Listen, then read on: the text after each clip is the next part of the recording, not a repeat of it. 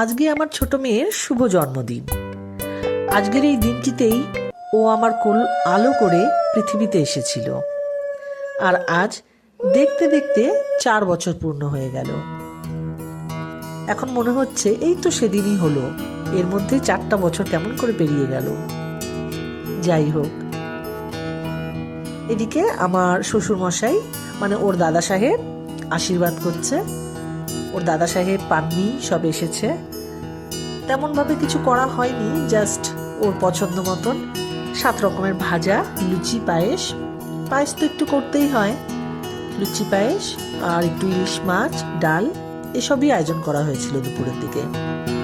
বাইরে থেকে তেমন কাউকে বলা হয়নি, জাস্ট আমরাই ছিলাম। আমার বড় মেয়েও পাশাপাশি একই রকমভাবে সমস্ত কিছু ওকে করতে হবে। বুনুকে যা যা করা হবে ওকে তাই তাই করতে হবে। আবার ঠিক একই রকমভাবে আমার বড় মেয়ের যখন বার্থডে হয় তখন ওই ছোট মেয়েকে তাই তাই করতে হবে, নইলেই ব্যাস কান্নাকাটি।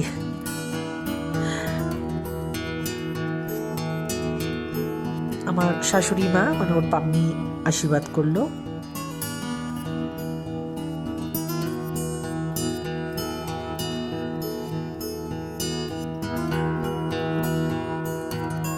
ওর পাপা আশীর্বাদ করছে, পায়েস মিষ্টি খাইয়ে দিচ্ছে।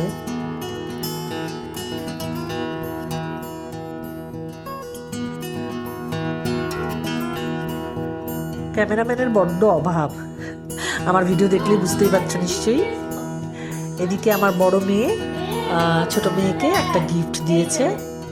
সারা দিন বসে বসে ওই মানে প্যাকিং করেছে, বক্সটা বানিয়েছে। এই বক্সের ভেতরে রয়েছে সারপ্রাইজ গিফট বুনুর জন্য। তোমরাও দেখো কি রয়েছে বক্সের ভেতরে। চকলেট।